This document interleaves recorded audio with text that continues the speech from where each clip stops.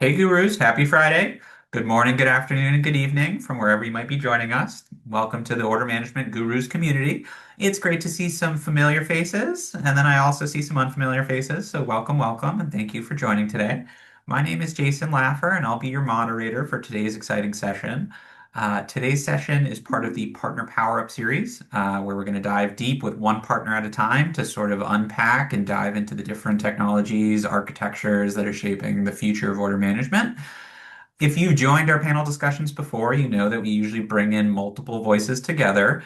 But these partner power-ups are distinctly different, and we are going deeper with just one expert who can help us understand the why and the how behind the next wave of OMS innovation. So today we're going to talk about a really important topic, and that's the hidden cost of single-tenant commerce, because traditional models of spinning up separate OMS instances for every use case, it just doesn't scale anymore. So we'll talk through why traditional single-tenant OMS deployments can create unnecessary cost and complexity, and how multi-tenant architectures can support very different retail business models on a single shared platform. And of course, at the end, we'll leave time for your questions. So please drop them in the chat throughout the conversation, and we'll again make sure to answer them on the other end of it.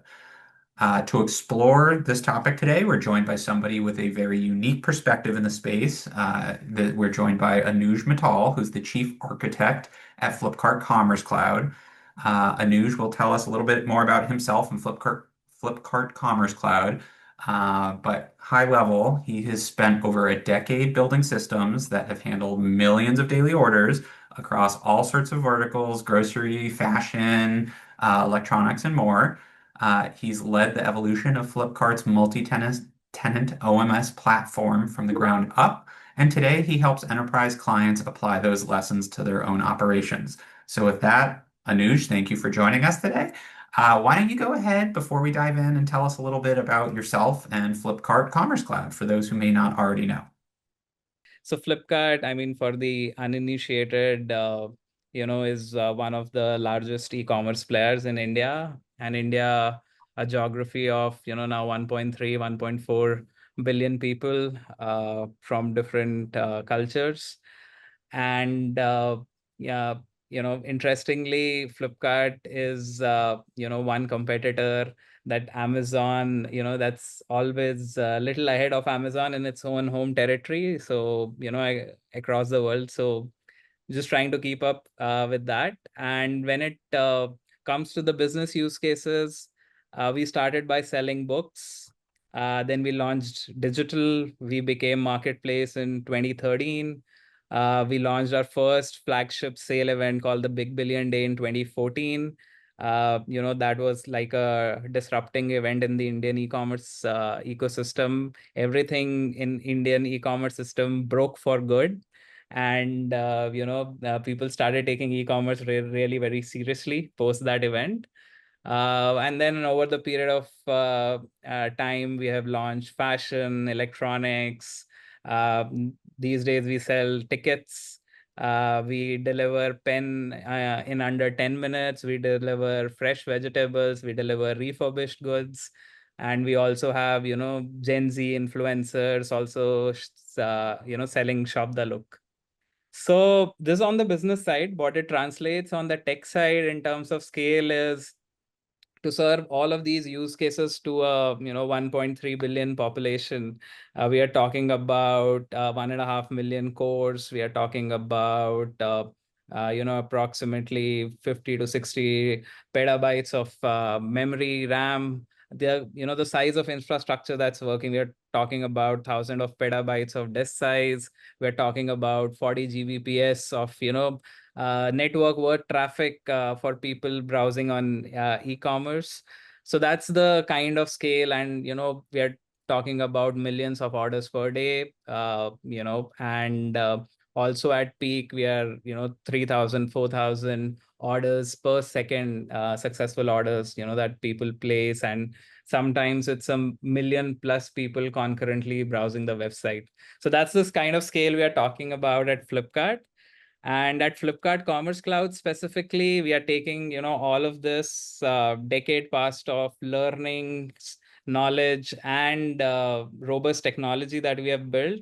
and we are trying to understand problems of retailers all across the globe and trying to provide solutions to them and making our stack even more flexible for their use cases. So that's roughly about it. I hope that's a good summary. Yes, Uh, yes. Thank you for providing that context for everyone. So great, thank you for that. And I just wanted to remind folks a quick bit of housekeeping is again, we'll have a Q&A at the other side of this conversation. But if anything that sparks a question throughout the conversation, feel free to drop it into the chat, and then we'll talk about it on the other side. And you can come off mute, ask it yourself, or I'm happy to run through it. So. Without further ado, let's kick it off and let's dive into it. So, many companies are replacing their order management systems right now. I'm sure there's folks in the audience who are undergoing this process themselves. So, I just wanted to ask you what specific OMS limitations are necessitating these replacements, and what have you seen? Wow, that's a big one. Okay, let me try to summarize. So actually, you're right. Recently, there has been a study that it's probably a $4 billion market that's increasing 7% year on year, and 30% of that market is looking to replace their OMS solution that exists. And the reasons can be plenty. There are order management systems that are still running on traditional monolithic stacks. They are not at web scale truly. Uh, but these are some of the things that are table stakes now, when we talk about modern technology. Uh, just giving Flipkart example, starting from there, in 2007, 8, we were selling books. Then, in India, we were the first ones, even before Amazon came in, we were the first ones to launch ebooks and music. In 2013, we turned a marketplace model where we allowed third-party sellers to come in and sell. 2014, we had at that time, smartphone revolution in India coincided with this e-commerce disruption. So that cycle we followed, and so on and so forth. So starting from selling books to selling everything under the hood today. I mean, not everything, but what people commonly buy, to 2 to 3 days deliveries. From there to 10-minute delivery, to selling fresh vegetables, to having different kind of experiences for fashion, electronics. So what has happened, over a period of time, what we have seen is different business use cases have become or have taken prominence, and your technology has followed to solve for them. And what has happened over a period of time, and even in our experience, a single ecosystem with such a wide variety of use case always hits limitations, because that's not what it was originally designed for.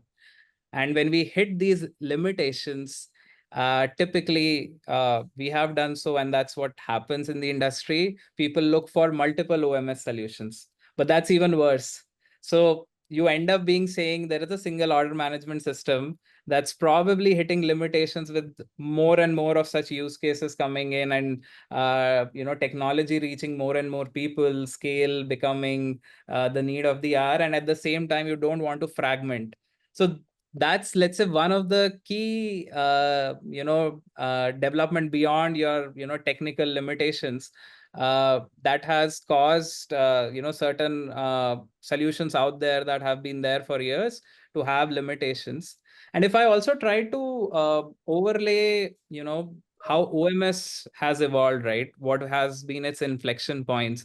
When we started, probably a decade or 2 decades back, order management system was very simply, it should be able to accept an order, capture a successful order, record the transaction, keep that snapshot, and should be available for fulfillment systems to fulfill. And then later, fulfillment systems will, our operations team will provide status, update the status in OMS, and the customer will be able to track. So it was more of a plumbing thing. uh, Fast forward, you had a distributed OMS era where your fulfillment centers, DCs, warehouses became multifold, right? And that required different orchestration. So then OMS had to start orchestrating things. And now in the current era, it's not just about operational orchestration, but it is about optimizing also, where your delivery cost should go down, your customer promise and experience should still remain the same. I think the traditional OMSs have been trying to put in extensions or band-aid, whereas I think at each of these inflection points, there's a need to think grounds up differently so that you could have one solution that can solve for all of these use cases. So I feel that may be, your primary reasons why most of them are looking out. Okay, so you're saying that there's a lot of, quick fixes and that there's band-aids that are being put over the current model is what you're seeing. And you're saying fundamentally, people have to rethink how they're thinking about it. Yeah. Yeah, because it became like a tracking system. It was originally designed as a tracking system. Then it had to reinvent itself as an orchestrating system. And now it probably has to reinvent itself as also an optimizing system. So Okay. Okay. All right. Well, that's interesting. Okay, so let's move on to the next question, which is, when you see large enterprises that need to handle, and this is different a little bit from the retail that you were initially talking about, but when you're seeing these enterprises that need to handle, the B2B sales, and consumer operations, marketplace functionality, all the different kind of components there, where have you seen, specific order management processes that are breaking down first? Like where it is the first, break point? well, Jason, frankly, the cracks are in the pre-order journey itself. Right, even before you place the order, the way your inventory, starting just from that the inventory that is available to promise, the inventory that is available to ship, uh, because of these multiple channels, which are probably, let's say in a marketplace, some channels are owned by you as the marketplace owner, some channels are not owned by you, or it's a B2B or a B2C experience. So given your inventory is fragmented and there is a real need of real-time aggregation of that inventory, if that does not happen well, the cracks show up there because what you promise at the time of taking the order versus what is the ground reality at the time of fulfillment, there's a huge gap. And then again, the same philosophy, your band-aids, your patch fixes come in. How do you group the orders so that, your customer promise date is met? And you are able to also take in care of the cost. So these are, counter forces, counter force playing together. And if you have not optimized for it, you will run into more exception scenarios. The other thing, I think what we were just mentioning, right, because of these band-aids and fixes that we have done, what happens is software is trying to extend itself, it is trying to stretch itself and dictate what's on the ground. Right, and therefore it's also, while it's enabling certain things, to a certain extent, but it is also passing down the system constraints to the workforce and the systems and, your other partnering systems on the ground. Whereas, when we talk about this reinvention, right, that's where, it should play out, where the ground realities should also surface to the system, and system should just be an enabler, and, you have business policies and rules that decide the workflow. So instead of being unidirectional, that, an order management is only capable of this, hence on the ground you can only do this, it has to be a bi-directional system, and, you need to take that feedback up and surface that well. So I think that is the key area. And then post fulfillment as well, right? You talk about substitutions because you did not have inventory. You talk about different places from which you can fulfill, different fulfillment strategies, grouping. I think all of those get amplified because your fundamentals or your fundamental knowledge when you are placing an order, that gets distorted pretty quickly in the post fulfillment world. Yeah. Awesome. Okay. Well, the title of this presentation is the hidden costs, right, of running a single tenant. So I would be remiss to not talk about costs and what the financial impact of some of these breakdowns are. So in your sort of opinion, what have you sort of seen as the real cost of running sort of separate OMS instances for B2B versus B2C order processing workflows? Yeah. So see, I feel the real costs are not your license costs. Uh, let's say you have a generous vendor. Let's say, you have FCC as your generous vendor, and FCC is giving you, you buy B2C OMS, and we provide B2B OMS as free of cost, right? And we say, oh, wow, the problem is commercial, right? It gets solved. No, but that's not the cost. The cost is post that. And that's where, uh, uh, we usually seen people they prefer that, but then the long-term implications of it are the ones that actually slows down your innovation and make the cost prohibitive. Because the moment you have two OMSs, right, and we talk about, your ops force has to be trained twice. You allow the thinkers in the system to say grounds up, okay, these are different use cases, let me just think of them as uh, grounds up different primitives. Whereas an order is an order, whether I place for B2B, B2C, it should not exist. If a return or a cancellation happens, a certain orchestration needs to happen. So there are a lot of primitives that have remained constant when we see across all of these use cases, and they need to be maintained.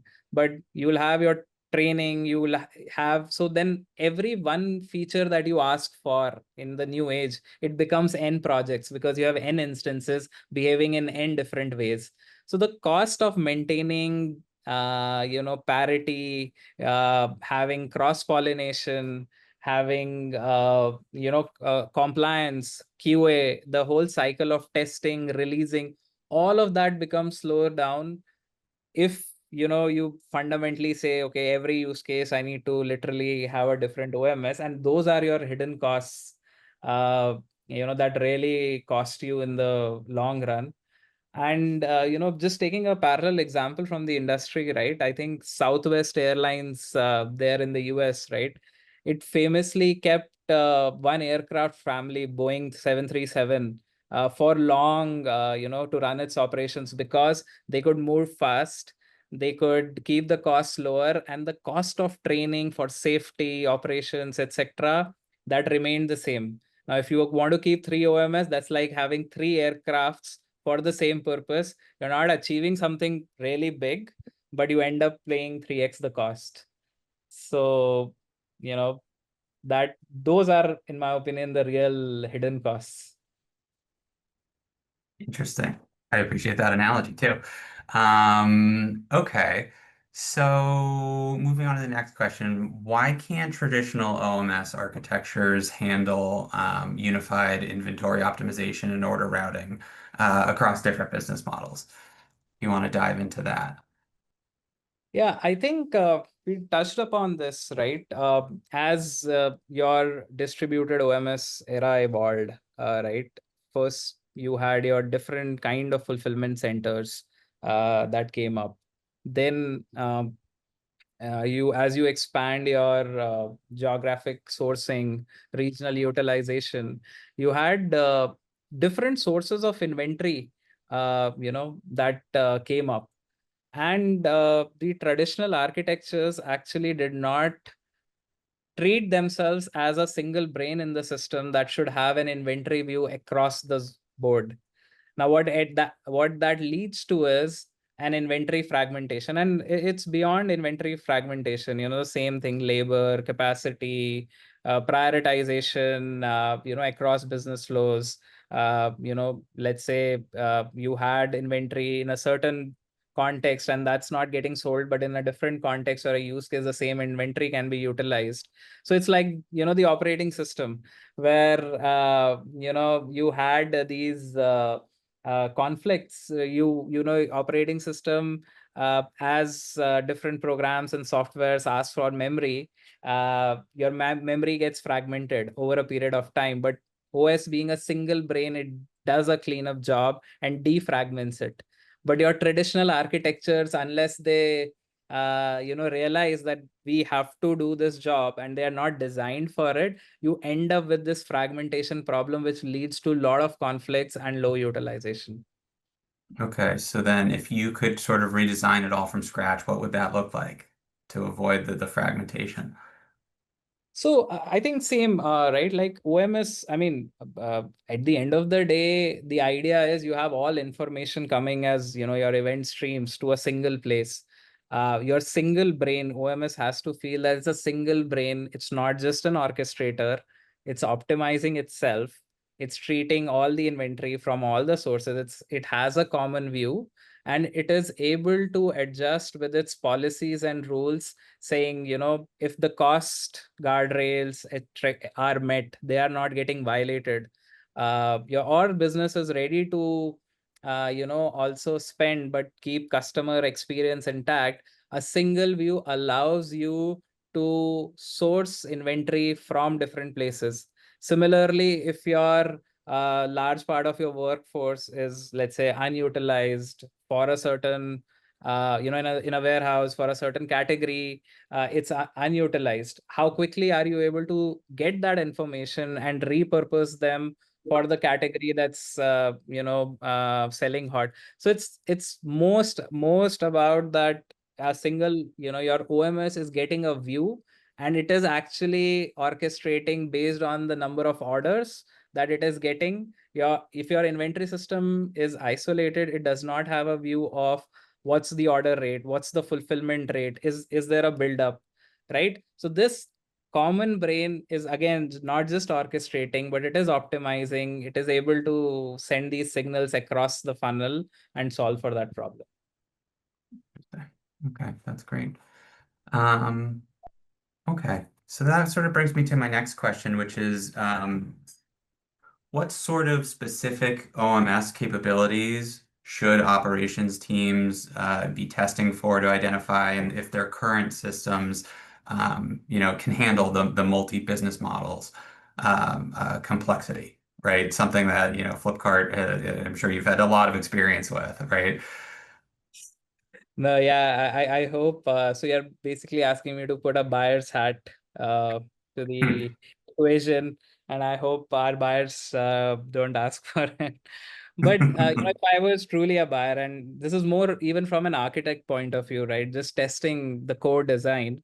So we should, in my opinion, do two tests. One is what I call a shopkeeper test. One is a monsoon Mumbai test. I call this. So, shopkeeper test is as simple as, if you want to sell one pen to one customer instantly, right? Like a shopkeeper does, what input as a buyer I need to give to your solution to make that happen? And if that ends up being very complex, then your OMS or the solution has a certain bias. And eventually, if their vision or their roadmap is not towards removing that bias, then as you get your more business use cases, it'll probably be a bespoke customization, right? That a simplest test case, a hello world kind of a test case, is not that trivial, to onboard. So that's on one side of things. On the other side of things, let's say in India, your quick commerce has boomed, right? Like, and we can pick up any use case. So, the other side of the equation is, let's say it's a city like Mumbai, which is, very crowded. Your last mile delivery routes are not, even if you optimize, but even Google Maps finds it hard to find the right paths. So let's say if you are buying a notebook and a pen and you have a 30-minute delivery, let's say in one hub, you only have a pen, you don't have the notebook. In the other hub, you don't have a notebook, but you have a reasonable soft cover book, which could be a substitution. And then little far away, you have both of them. But because it's raining, the time the delivery person may take may be longer. So you have these scenarios, right? And now in such a scenario, how will your OMS take a decision, right? And you've, let's say, given it policies, etc. And you're also, let's say, you can leverage AI to decide based on past data, and it can optimize. So if you're able to solve such a use case, so the idea is not to pick one over the other, but can your OMS give different outcomes based on different policies in the same scenario, right? I think that would again be a test that, yes, I mean, it may not give the right result, but at least your solution is configurable to provide the right policies and provide that right input there. There is another way we can play it out, right? Like a B2B or a B2C. Let's say I, as a user, as a shopper, orders 3 iPhones. Now, because I can return one of them, and for legal compliance reasons, you probably need to track that order at each item unit level. You can't say iPhone quantity 3 because each of them may have a different IMEI number. And if I return one, which one have I returned? So you need to track in this use case at the most granular level. But in a B2B use case, if I'm ordering 1,000 units of iPhone, then probably IMEI tracking is a overkill. Or if I'm, let's say, ordering 1,000 bricks, it's an overkill. Again, can your policy engine on the same core stack primitives like order item unit, can your policy and rules change the workflows? In one case, you track at a unit level. In other case, you track it, at a item level, and then pour in little bit AI, the flavor of the day. And you can have these use cases now where in B2B, let's say I'm selling, 10 costliest diamond sets. Now, I definitely want to track them individually. Uh, and on the other side, B2C, I'm probably ordering 100 tomatoes. Now, I don't want to track each individual tomato. So now can your AI come in and change the policy, which is your default policy of B2C and B2B based on the kind of the business use case that you have within that, right? So this is probably a little forward-looking view, and a solution that solves for it will truly stand apart from the rest of the traditional solutions. No, and I appreciate that you did touch upon AI because I feel like that's the buzzword flavor of the day, whatever it might be. It's hard to kind of escape AI and specific use cases for AI as it relates. So I'm glad you kind of touched that. And I guess in the same vein of being a little bit future looking and in the future, what sort of complexities do you think in the next like 3 to 5 years, some of these OMS platforms should be thinking about today? And then what would you sort of like to see in that vein? Yeah, I think in the world of AI, right, it is hard for me to be the astrologer that can predict what will happen in next 3 to 5 years. But yeah, I think with AI, right, we just discussed, it is an inflection point, right? And we discussed about the journey from orchestration to optimization. I think that journey was being in form of configuration and rules, and we were externalizing those rules. Those could be written as certain DSLs, but optimization in the world of AI again means something different, and that's also an inflection point. So now, how do we optimize? How best we can optimize without humans coming in the loop? For example, you have a sales season, or a certain store, let's say in an omni context, uh, is heavily loaded. You have a lot of shoppers coming in, but you have a store nearby which is not heavily loaded, but you are still getting delivery orders. Now, instead of someone manually telling, let me, a business ops person coming in and updating the rules, hey, that store is empty. At least I can, if not my pickups, but I can route my deliveries to the next store, in the radius, and I can still meet my promised dates, and it is not crossing my boundaries. I think those intelligence, right, by the time a human in the loop will react to it, versus how, with power of AI, how the system itself can do it, I think that will be very interesting to see, how it plays out, right, and takes certain decisions that meets, certain outcome, yeah, with guardrails, right. On the other hand, we could unleash AI, but it could take some decisions which could be very disruptive, and your business may get killed. But the guardrails are also important in that. So how do we have this hybrid where there is certain logic that's acting as a guardrail, and AI is there just to give us different outcomes, and we choose which one works for us. So I think that would be interesting to see. The other thing what interestingly is playing out is the true omni-channel experience does not exist. There are many companies that may claim omni, but their POS systems versus what's online, that's not in sync. And it's not, if I have some certain items in cart, can I go to a POS nearby, check it out very seamlessly? Can I get the same offers, loyalty across the channel, right? I think that would be another dimension to this that would play out, because I think it's a cycle. While people enjoy e-commerce, but then in more and more people, at least across the globe, also want to get that touch and feel, when you're talking about fresh vegetables, you're talking about jewelry. So how does that world come together to solve for true omni-channel experience? That would be also very interesting to see. Mhm. Yeah, absolutely. Okay, so I think we've reached the point in today's discussion where we're going to open it up to, anybody in the audience that might have some questions. So it didn't look like I saw any come through the chat, so feel free. Oh, I take that back. There's one in the chat. What are some of the, hang on. What are some of the key differentiators that Flipkart OMS has over other OMSs like IBM Sterling, Manhattan, Kibo, OneStock, etc.? Okay, that's a pretty wide one. So I think, top of my head, I, I cannot do a feature-wise comparison. But, again, just talking about primitives, I think in Flipkart itself, our order management journey, right, has been with its own learnings. I think one of the key differentiators, and if I may, and I could be wrong, right, because I don't know the history for each one of them. I may know each one of them at some point in time, and because the solutions evolve so rapidly, so I may not be up to date. Small disclaimer.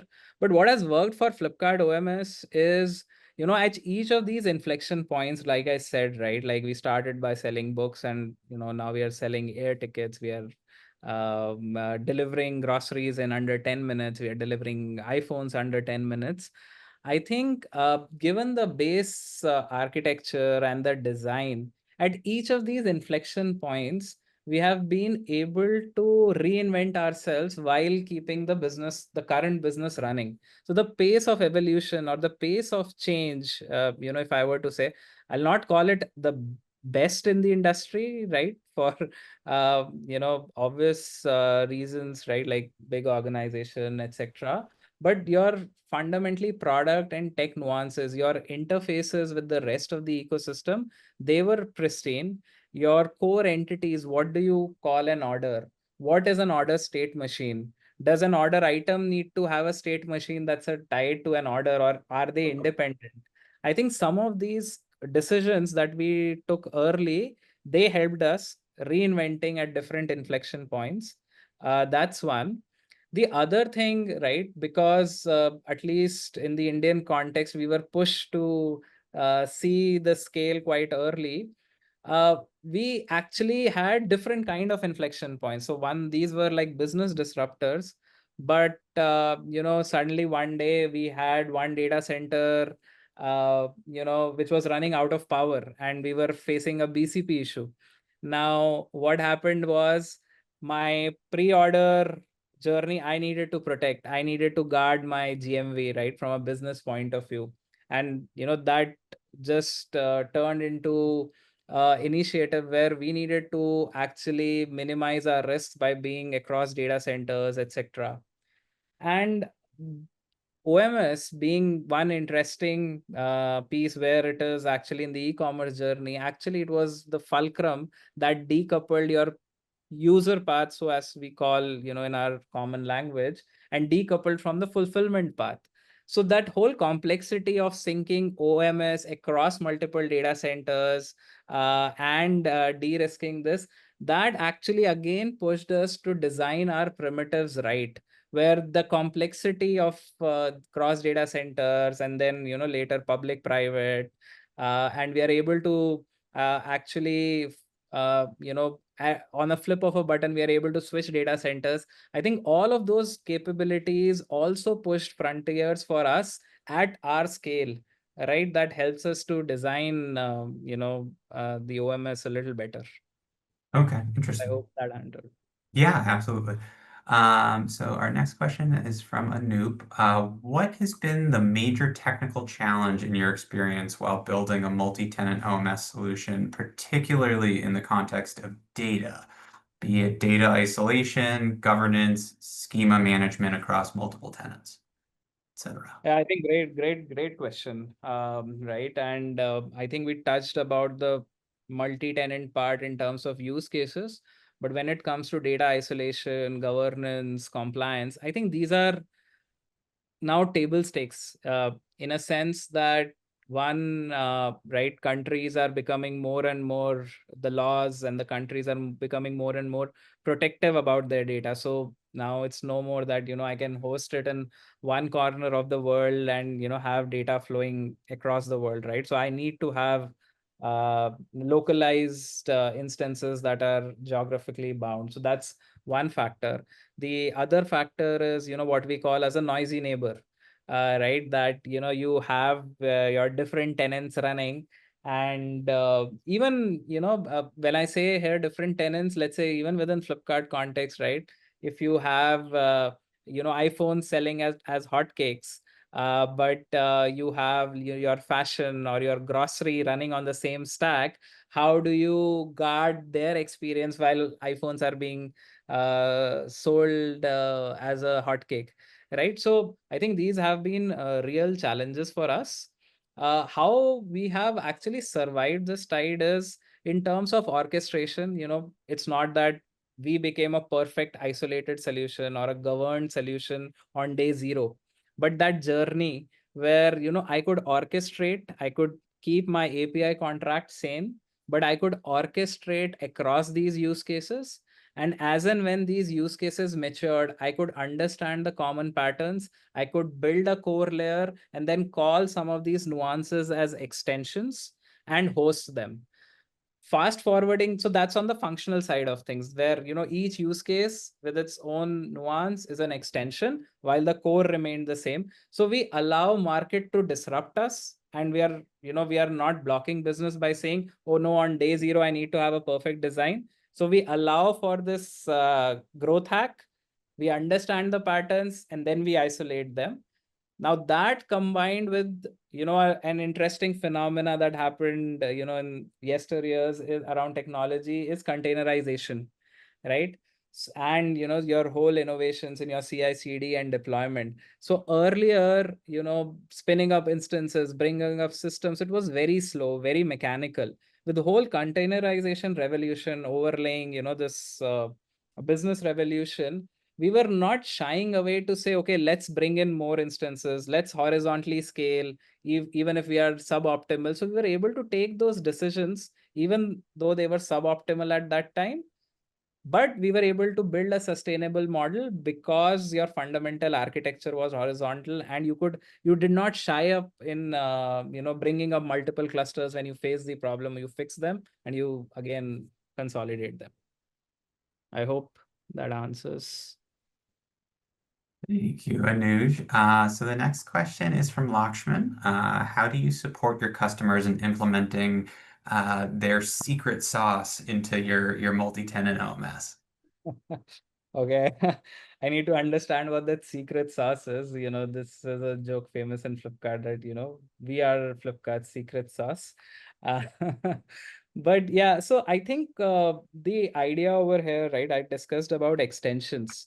So what we allow, see, we understand by design, especially when we are externalizing our tech stack, that the business rules and policies of our customer will be centric, will be centric to their user base, their understanding of the business, and they'll any day have more understanding of their local customers that we can bring in despite our experience.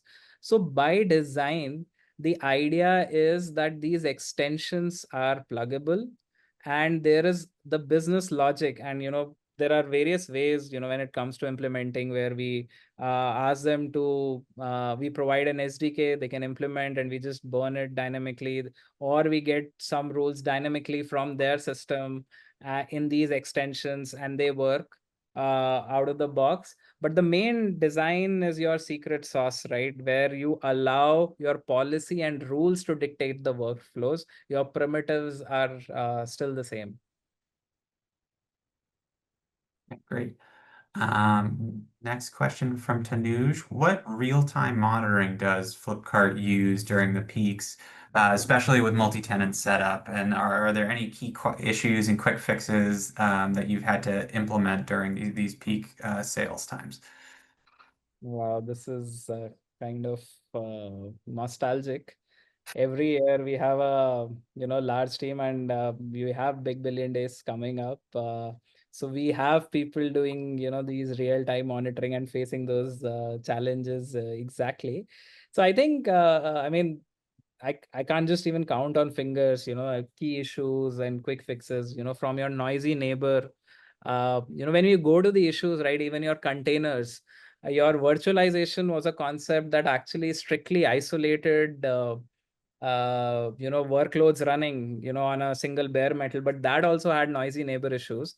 Fast forward in the world of containerization, where you don't have such great isolation, these problems have magnified, right?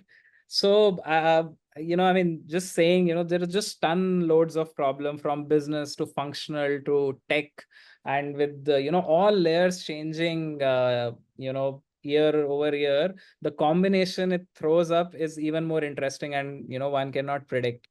But what real time monitoring has truly helped us, right, what has been our real cockpit, is that we have by design, we think our systems will fail, right? Every engineer in Flipkart is actually told your systems will fail, Murphy's law will come true. So what we have done there is, because there is this inherent assumption systems will fail one day, or at scale, you have a fault tolerant design that is in place, right?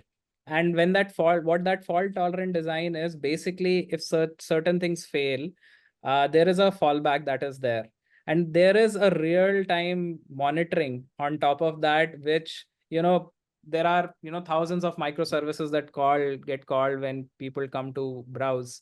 Now, how quickly can I detect which one of them which one service out of those thousand is failing or is latent, right? I think curating those dashboards, building that network graph, service graph, right, being able to quickly analyze which is the longest pole, I think that fault tolerant design combined with chaos testing that we do, I think has helped it a great deal. We actually simulate failure scenarios. So I think that you can again say has been our secret sauce during our peak testing. Yeah. Great. So it looks like the last question we have is from Praveen. Great concept about allowing the market to disrupt. You Sorry, okay sorry, with sorry, that? sorry. Yeah, I just read it before you please complete for the others. Yeah. Great concepts about allowing the market to disrupt, learning from it, and improvise. How do you convince leadership about this approach? Yeah, sorry for sorry for that, but yeah, I think I can pass this because it's not a technical question, but okay, this is a tough one. But see, I think business also understands, right? I think what I've seen, and this is my own experience. This is non-technical stuff, so please don't hold me for that. If it does works, it does not work. Actually, you know, business I feel is also not unreasonable at times, right? Because in such a high competitive market, they actually need to think, what gets in the money. So I think if we are able to explain it to the business, and I feel that is truly tech leadership's job, right? Whether you're architects, whether you're, CTO, head of engineering, where they are able to actually tell something to the business in a language that they understand, right? In physics, we had this concept of reference frame, right? If you have to solve an equation, you need to come in the same reference frame.